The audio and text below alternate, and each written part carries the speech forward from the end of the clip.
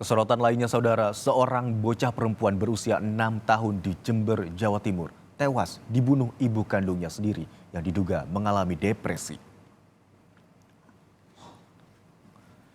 Peristiwa ini diketahui pada Jumat dini hari lalu setelah terdengar suara gaduh dari dalam kamar ibu korban hingga membuat kepanikan keluarganya.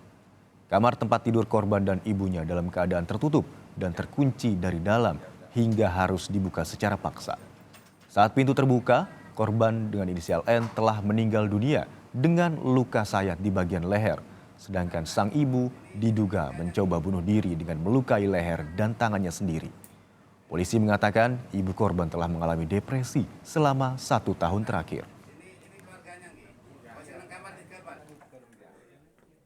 Kondisi ibu memang disinyalir ibu ini mengalami depresi sehingga tindakan-tindakannya memang di luar nalar, sehingga tergali peristiwa ini memang dampak dari kondisi kejiwaan yang tidak stabil, sehingga sekarang masih dalam penanganan medis dan tetap kita pantau.